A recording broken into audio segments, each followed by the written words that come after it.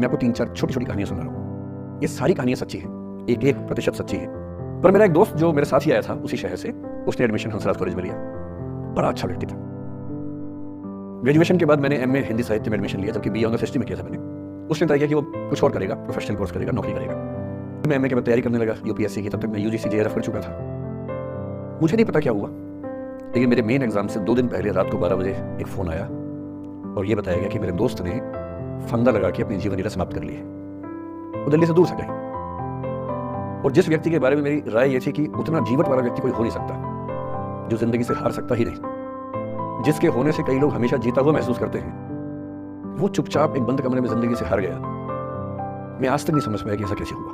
कल का अनुमान हो गया कि शायद कुछ ऐसा था रिलेशनशिप में जो नहीं संभल पाया था और रिश्ता टूट ना जाए इसका दबाव बहुत ज्यादा था और वो दबाव झेल नहीं पाया। इस उम्र में ऐसा फेज आता है, कई बार आता है। ये एक कहानी है। एक दूसरी कहानी सुनाता हूँ। दूसरी कहानी ये है कि जब मेरा सिलेक्शन हो गया 97 में, मतलब 96 अटेम्प्ट में पहली बार मेरा सिलेक्शन हो गया था। मैं एक्सटेंशन लेके तैयारी कर रहा था और डीयू में मैं पढ़ा भी रहा था उस समय। 2 बच्चे थे मुझसे जूनियर, 3-4 साल जूनियर थे, बड़े प्यारे बच्चे थे। मुझे उस समय तक पढ़ाई लिखाई का शौक अच्छा खासा हो गया था, तो वो रोज मेरे साथ बैठते थे केवल बात करने के लिए। किसी मुद्दे पर बहस करनी है तो बहस होती थी, समझते थे। फिर मुझे पता लगा कि वो दोनों रिलेशनशिप में, रिश्ते में हैं। दोनों ने शादी भी कर ली। उनकी योजना डीयू में पढ़ाने की थी या सिविल सर्विस की भी थी, शायद पता नहीं। इंटरकास्ट मैरिज की उन लोगों ने। खूब हंगामा हुआ, दोनों घर में तलवारें खींच गई, किसी तरह से तलवारें संभाली गई, मैनेज हुआ। और फिर 3-4 साल के बाद एक दिन मैंने खबर सुनी कि उस बच्ची ने फंदा लगा के जीवन लीला समाप्त कर ली। ये 2 घटनाएं हैं।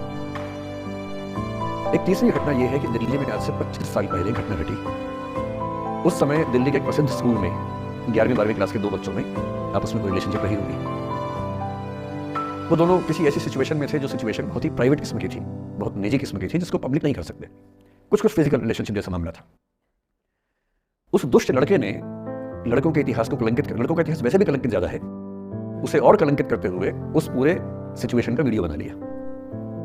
इस वीडियो को सीडी में कन्वर्ट करके लोगों ने वहां से खरीदा, लाखों करोड़ों की संख्या में। नए-नए टेलीविजन चैनल प्राइवेट आए थे और प्राइवेट टीवी चैनल को खबरों की भूख इतनी होती है कि वो खबर के लिए जान दे सकता है और जान ले भी सकता है किसी की।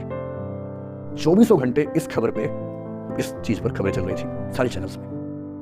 उस बच्ची के घर के बाहर 24 घंटे न्यूज चैनल से कैमरे खड़े रहे।